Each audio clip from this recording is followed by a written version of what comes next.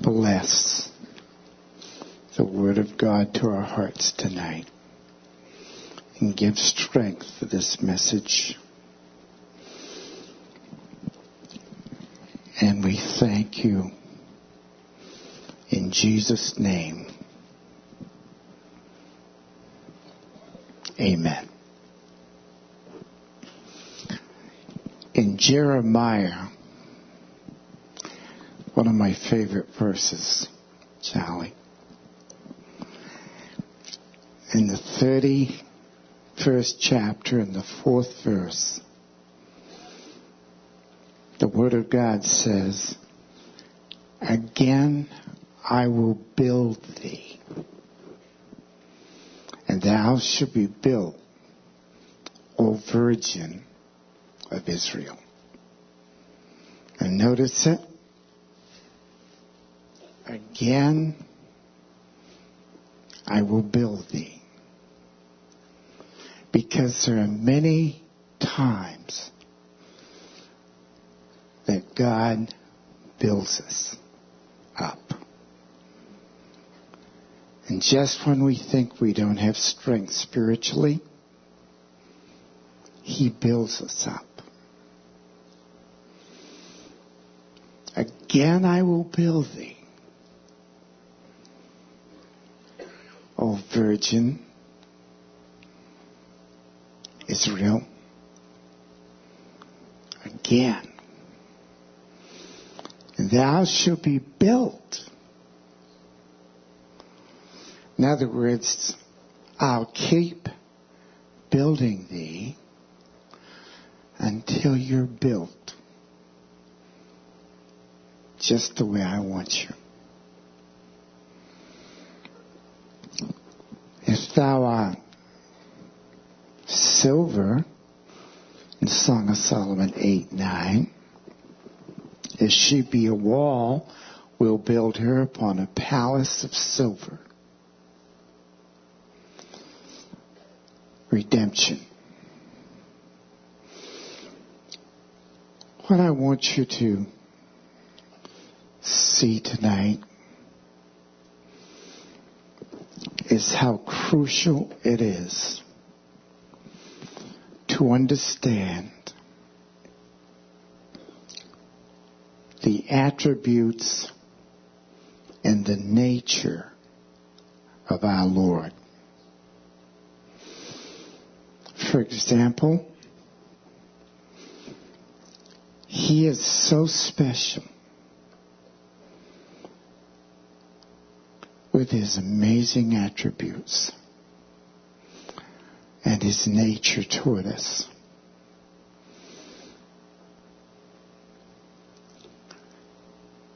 He gives us in Ephesians 3:17 abundant grace,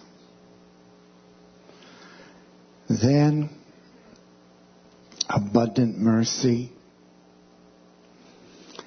then abundant love, then abundant forgiveness. Always using who He is to build us up. Never making a single selfish demand on us. Forgiven us 70 times 7.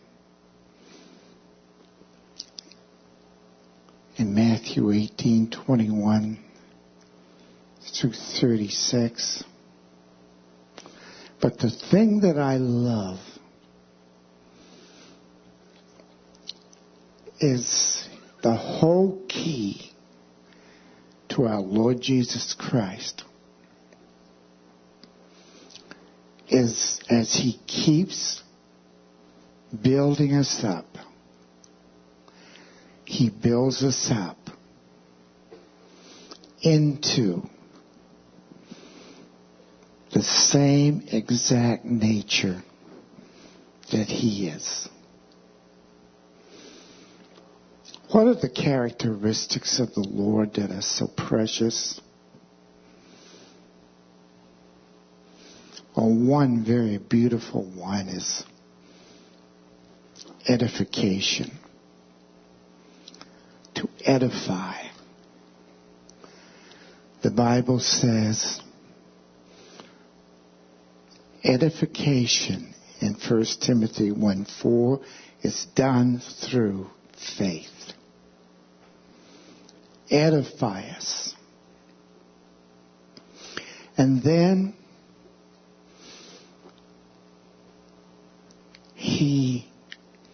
once he gives us this great ministry of edification, he gives us the grace to build up through that edification. So I want you to see that when he says, let no corrupt communication proceed out of your mouth, but that to the use of edifying. In Ephesians 4:29. Don't let anything come out of your mouth that doesn't edify, that doesn't build up. Because it is so crucial that we understand we are where we are today. Because he builds up, then he builds us again, and he builds us again. You are build-up ones. You are lively stones, build up once into a spiritual house in 1 Peter 2:5.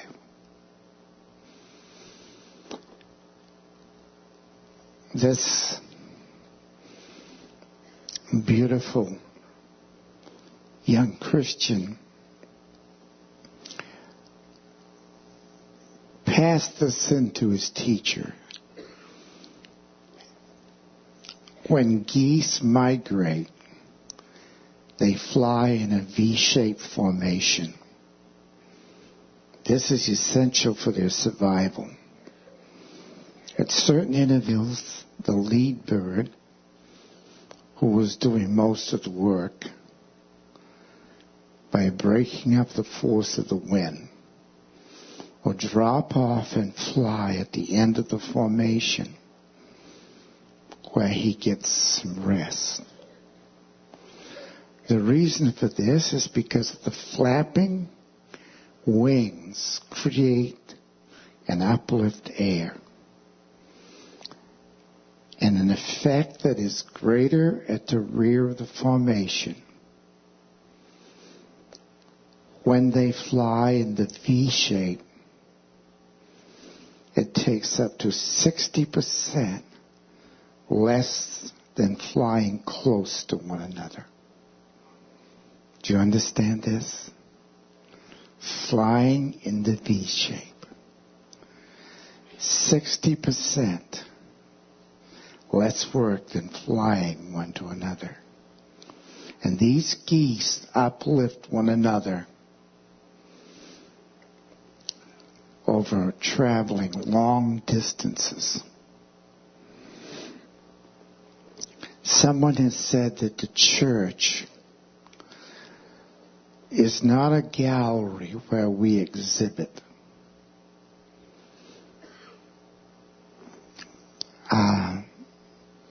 polished Christianity. No, it is a school where we educate and encourage imperfect Christians.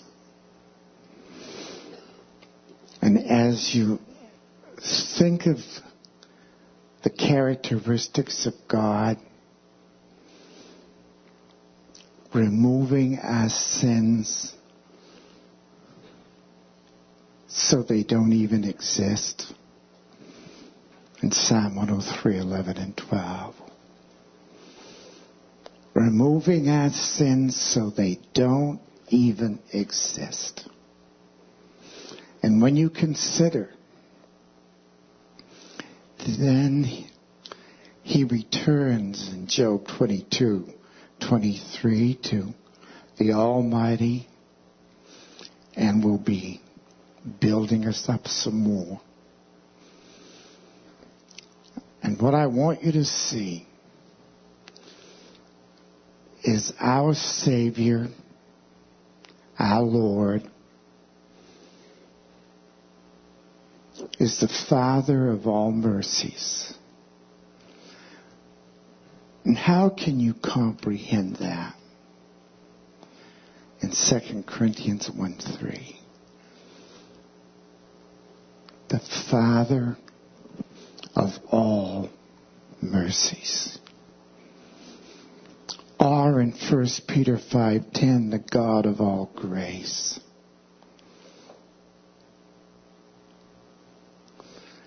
If you can consider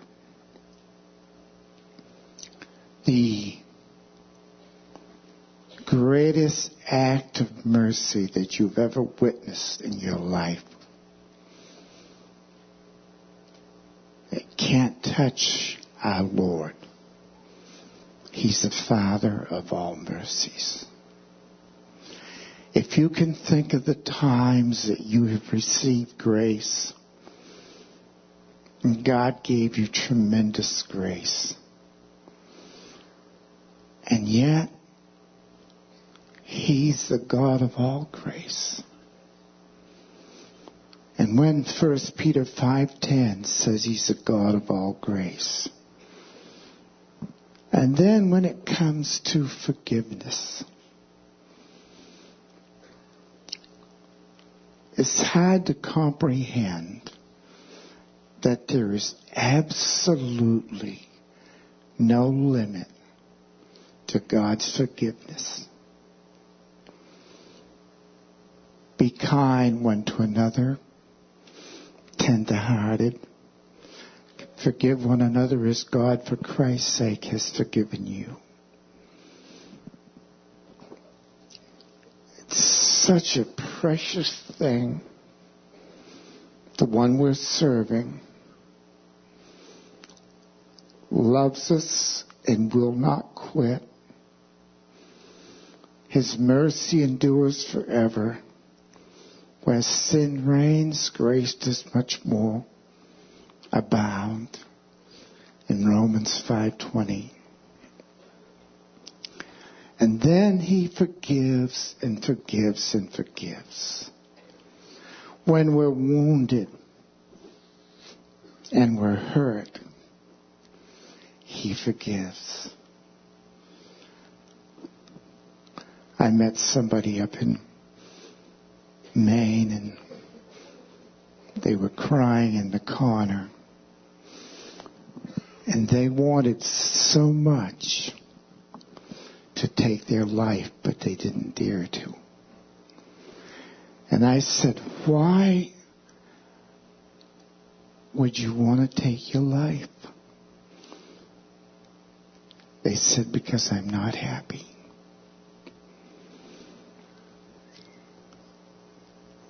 I said, God loves you and wants to be intimate with you and personal with you. And as that beautiful song Terry sang tonight, He lives.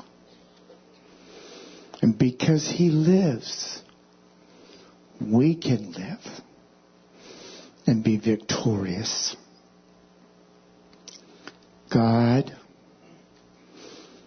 the God of all patience, in Romans 15:5. Now, when you think of all these things that God is like, and that's all we're doing tonight, going over the things that God is like.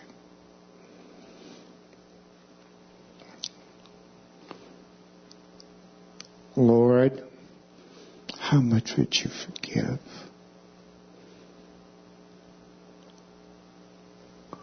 If you come to me and trust me, there's no end to what I forgive. Lord, how long will your grace last? It'll last and last and last and last.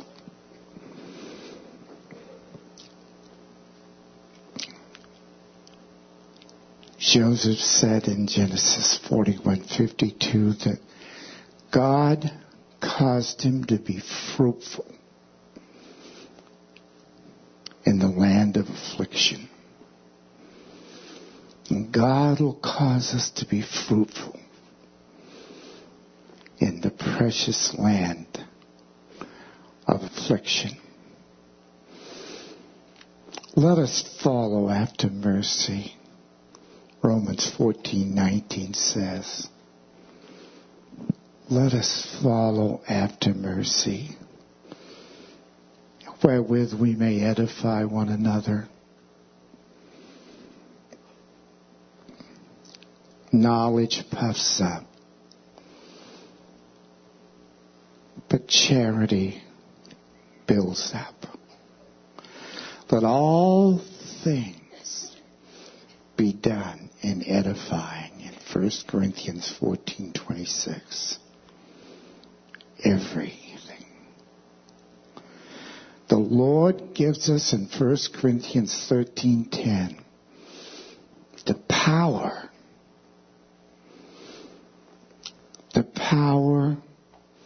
that it takes, the power that we need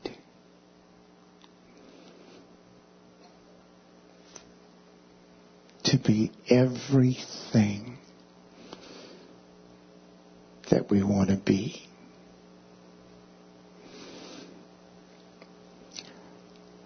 This particular time that I've been going through,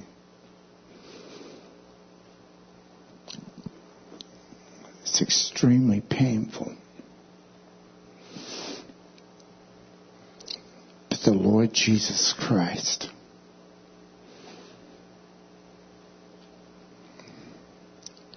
merciful, gracious, loving, forgiving, answering prayer in His way. And the most beautiful thing is the Lord consistently wants to edify. And He wants us to edify. And that is the beautiful thing. To be edified. When we meet one another, the privilege to edify. When we pray, edify the person we're praying for by building them up constantly. And I just want to say this. In Psalm 147:2, the Lord doth build up Jerusalem, and He gathereth together all the outcasts. You see, He's always doing something to build up. We withdraw and we back off, but the Lord doesn't. The Lord refuses to withdraw. He refuses to back off.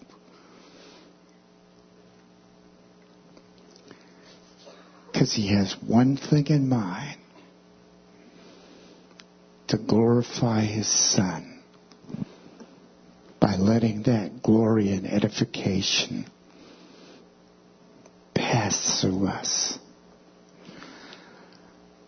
I want you to see, in closing tonight,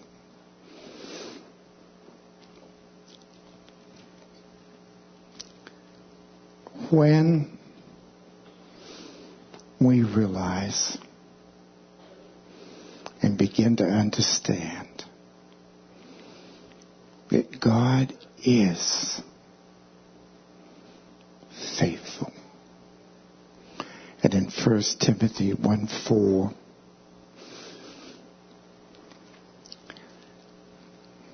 we edify through faith. And that thing lacking from our lives, faith. But thanks be to God,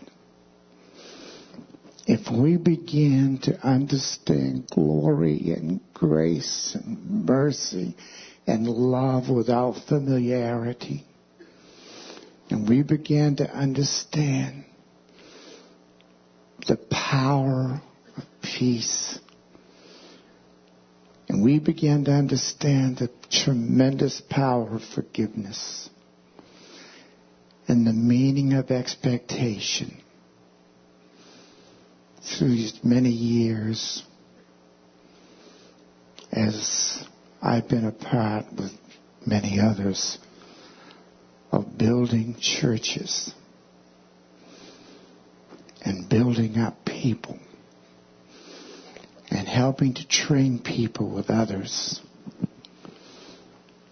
and receiving letters from people that I hardly know that are precious letters from Europe and Asia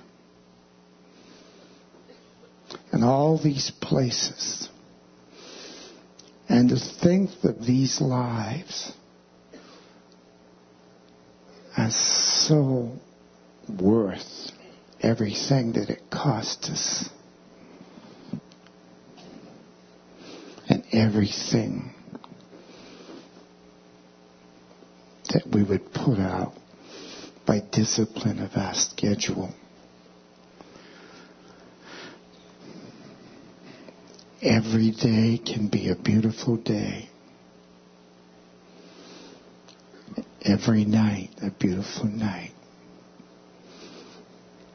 So in closing, I told you this morning I'm very, very weak right now. But yet I'm very, very strong.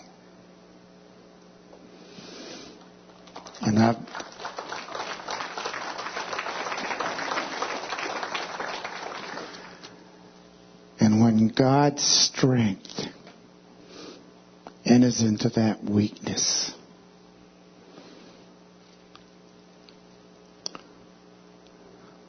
the darker the night, the brighter the light shines.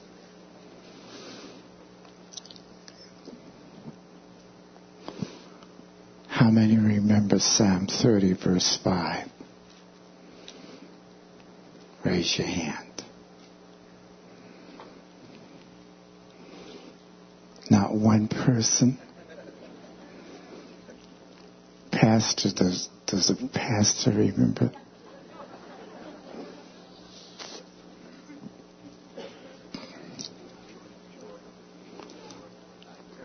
What? We endure for a night, but the joy cometh in the morning.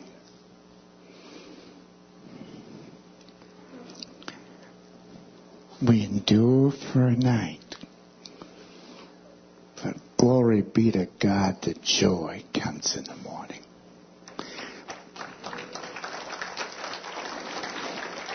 Close your eyes.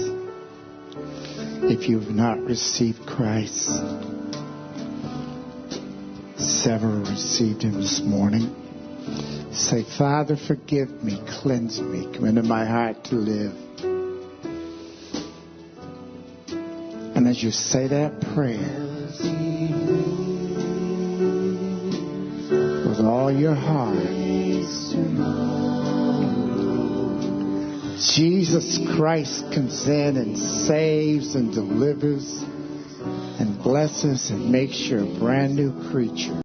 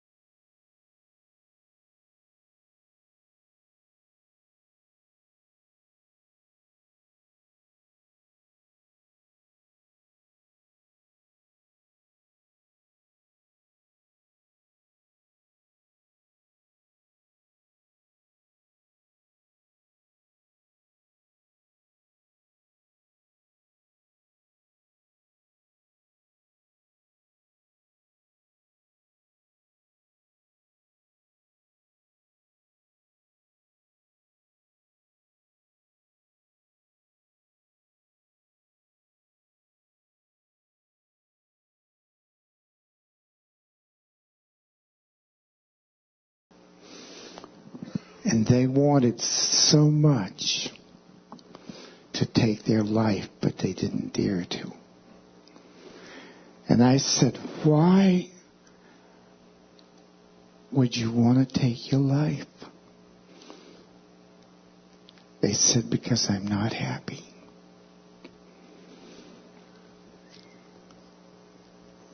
I said, God loves you and wants to be intimate with you and personal with you.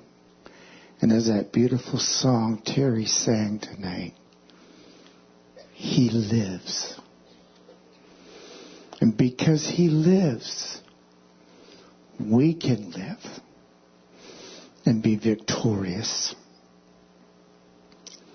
God, the God of all patience, in Romans 15:5. Now, when you think of all these things that God is like, and that's all we're doing tonight, going over the things that God is like.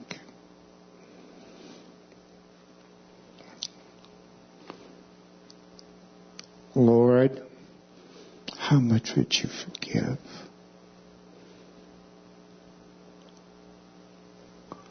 If you come to me and trust me, there's no end to what I forgive. Lord, how long will your grace last? It'll last and last and last and last.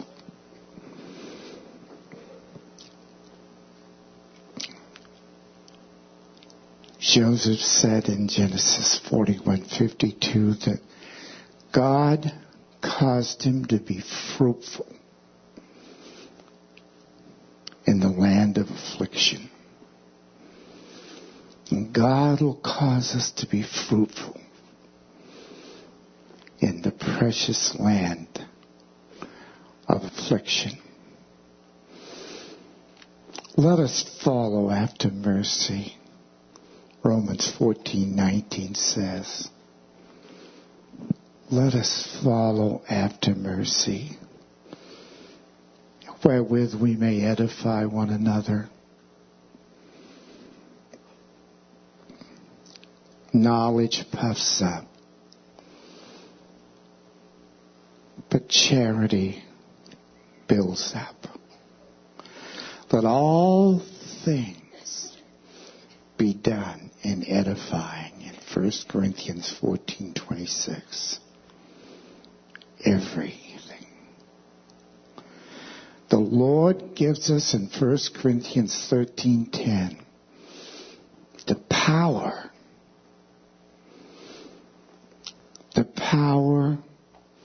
that it takes, the power that we need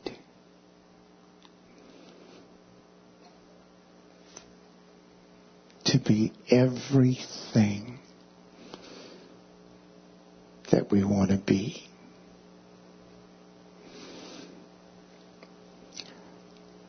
This particular time that I've been going through,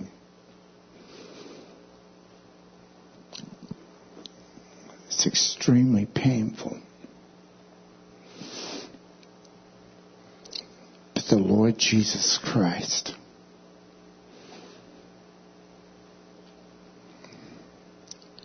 merciful, gracious, loving, forgiving, answering prayer in His way. And the most beautiful thing is the Lord consistently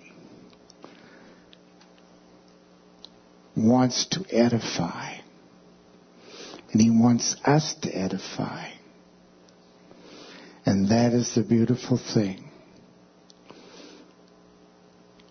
To be edified. when we meet one another,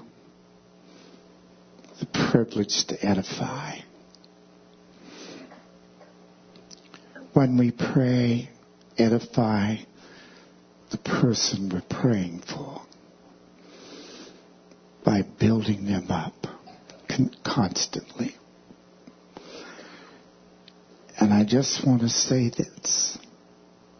In Psalm 147:2, the Lord doth build up Jerusalem, and he gathereth together all the outcasts.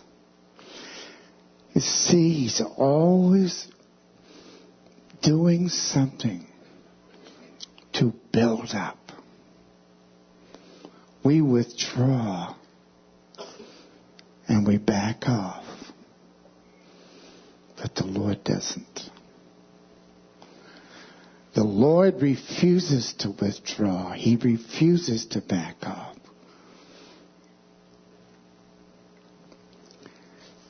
Because he has one thing in mind: to glorify his Son by letting that glory and edification pass through us. I want you to see, in closing tonight,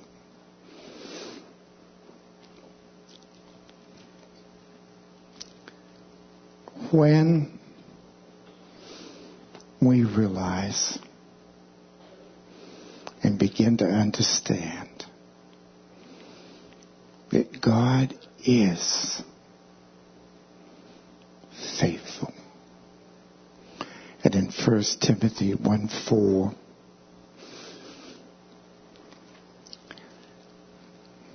we edify through faith. And that thing lacking from our lives, faith. But thanks be to God, if we begin to understand glory and grace and mercy and love without familiarity, and we begin to understand the power of peace, and we begin to understand the tremendous power of forgiveness and the meaning of expectation, through these many years as I've been a part with many others of building churches and building up people and helping to train people with others and receiving letters from people that I hardly know that are precious letters from Europe and Asia and all these places, and to think that these lives are so worth everything that it cost us and everything that we would put out by discipline of our schedule. Every day can be a beautiful day. Every night a beautiful night. So in closing, I told you this morning I'm very, very weak right now. But yet I'm very, very strong.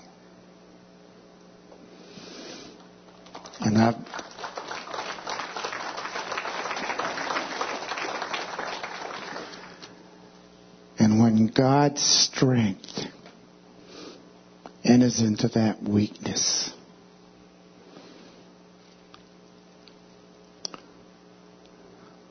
the darker the night, the brighter the light shines.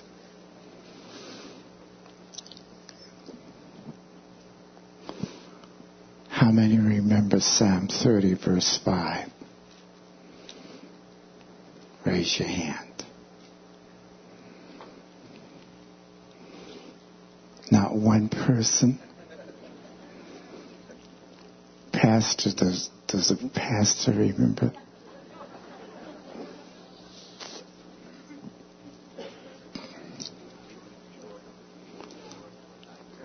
What?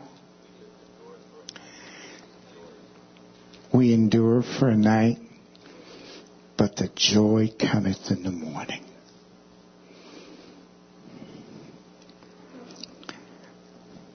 We endure for a night,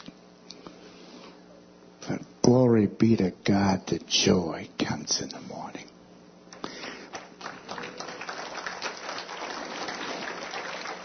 Would you bow your heads, please?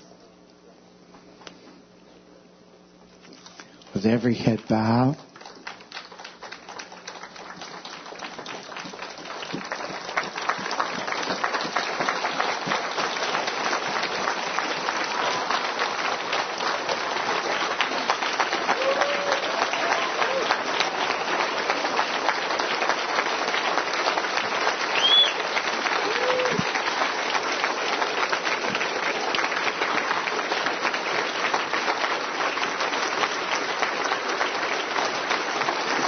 thank you.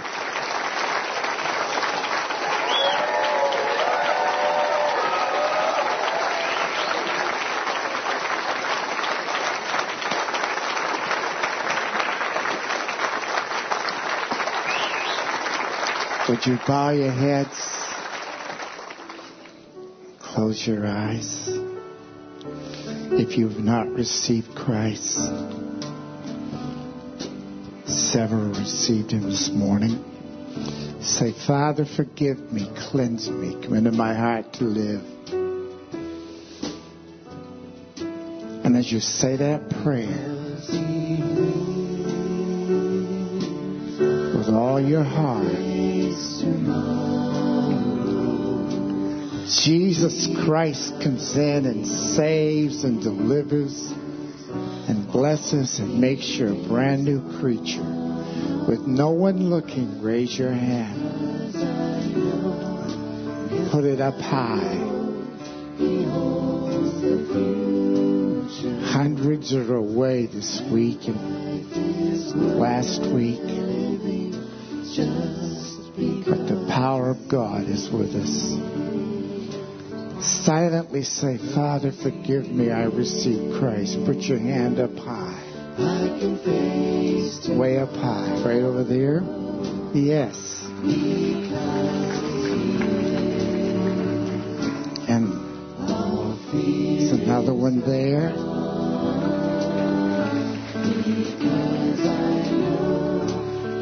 Is there another? Put your hand up high. Two have raised their hands on this humid Sunday night. And there's room for more at the cross.